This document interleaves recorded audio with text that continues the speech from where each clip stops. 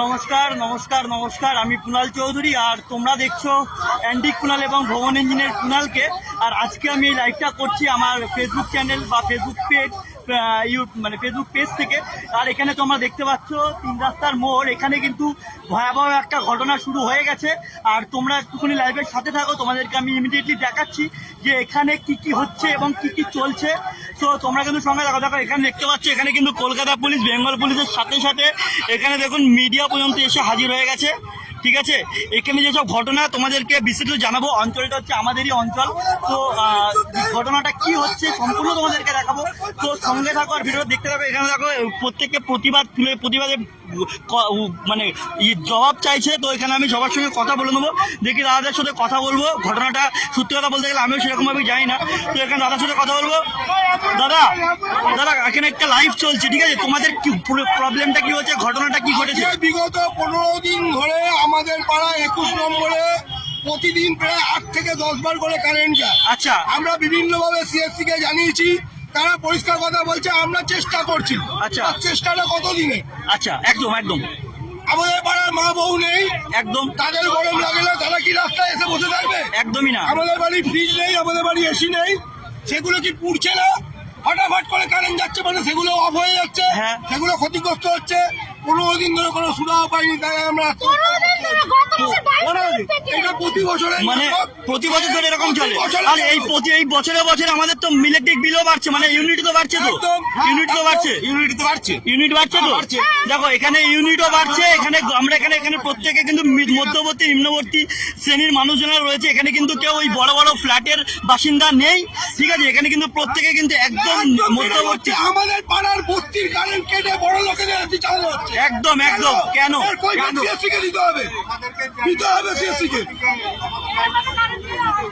তো দেখতে পাচ্ছ এখানে কিন্তু এখানে দেখতে পাচ্ছ এখানে অনেক। হ্যাঁ বলো।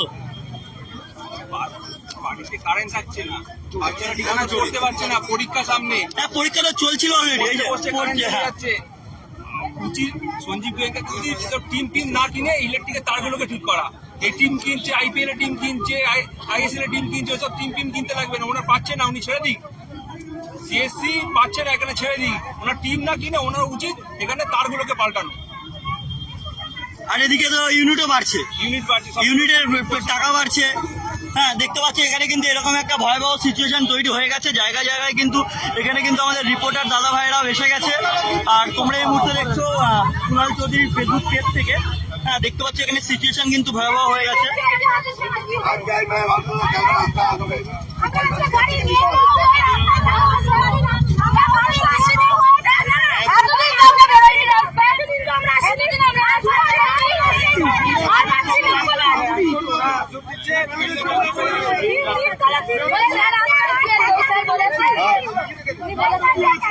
বুঝতে পারছি এখানকার ভয়াবহ দুর্ঘটনা, মানে ভয়াবহ একটা ঘটনা কিন্তু সৃষ্টি হয়েছে।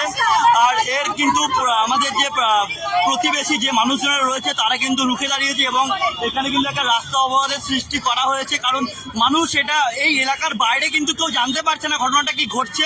আমার যতদূর মনে হচ্ছে, দেখো তোমরা কিন্তু বুঝবে যে তোমরা হয়তো ভাবতে পারো যে কারেন্ট যাচ্ছে বলে লাইন বন্ধ করে, একেবারেই নয়। এখানে মোটামুটি কিন্তু গাড়ি যাচ্ছে। এখানে মানুষ যে দাঁড়াচ্ছে তার উদ্দেশ্য এটাই যে এটা যাতে জায়গা মতন পৌঁছয়।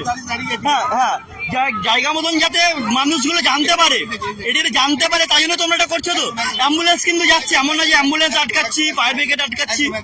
হ্যাঁ, এখানে কিন্তু প্রতিটা অফিসিয়ালি গাড়ি যাচ্ছে। দেখো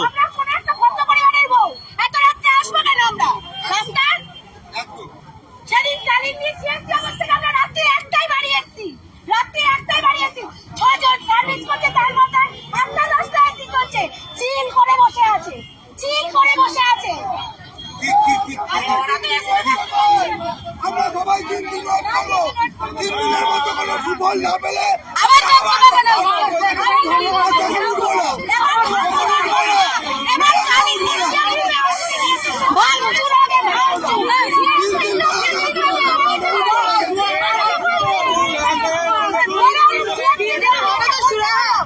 কি সুরাও দিয়েছে, শিরাও দিয়েছে। 3 দিনে কি বলছে? অবশ্যই যদি আমাদের এলাকাতে কাজ করে তাহলে আমরাও সাহায্য করবো, আমরাও তাদেরকে চা জল দেবো, আমরাও তাদেরকে ঠান্ডা জল দেবো। আমরা তাই তো? প্রশাসনের সঙ্গে আছি, আমরা প্রশাসনের বিরুদ্ধে নেই। আমরা প্রশাসনের সঙ্গে আছি। আমাদের বড়বাবু এসেছেন, উনি বলছেন বড়বাবু এসছেন? 3 দিন আচ্ছা, এটা কি বড়বাবু বলছেন না সিএসসি থেকে বলছে? CSC র কথা হয়েছে। আচ্ছা। 3 দিনের সময় দিয়েছে। হ্যাঁ। 3 দিনের মধ্যে সুধার আপেল আমরা রাখতে পারবো। হ্যাঁ, আচ্ছা। তো তোমরা দেখতে পাচ্ছ এখানে ঘটনা, এখানে বড়বাবু এসছেন, এখানে কিন্তু সিচুয়েশন খুবই ভয়াবহ হয়ে গেছে। আর এখানে যদি 3 দিনের মধ্যে ব্যাপারটা সংশোধন না হয় তাহলে আরো বিপরীত কিছু হতে পারে। দেখছেন এখানে বড়বাবু এসছেন, এখানে কিন্তু একেবারে একটা ভয়াবহ ঘটনার সৃষ্টি হয়েছে। কিন্তু তোমরা যে মানুষজনদেরকে দেখতে পাচ্ছ এনারা কিন্তু প্রত্যেকে মধ্যবর্তী নিম্নবর্তী, খেটে খাওয়া, সবাই কিন্তু সকালবেলাতে কাজে যায় এবং রাত্রিবেলাতে আসে, একটুখানি ঘুমায় বা একটু রেস্ট নেয় বা কিছু, সেই সময় এরকম ধরনের ঘটনা ঘটছে। ঠিক আছে, তো এখানে দেখো এখন কিন্তু সবাই রাস্তা এখন তো আমরা এখন ছেড়ে দেওয়া হচ্ছে, তো এবারে ক্লিয়ার করে দেওয়া হচ্ছে। 3 দিনের কিন্তু একটা সময় দিয়েছে। তো দেখতে পাচ্ছি এখানে এরকম ধরনের কিন্তু ঘটনার সৃষ্টি হয়েছে।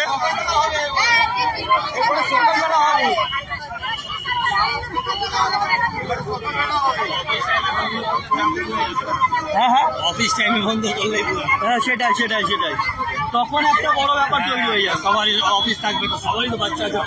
না, আমরা কেউই চাই না যেরকম ধরনের কোনো ঘটনা ক্রিয়েট করতে। এবারে যদি বাধ্য হয় তাহলে তো করতেই হবে। তাহলে এখন কি বলছে কি? বলছি কথা কে প্রতিশ্রুতি দিচ্ছে?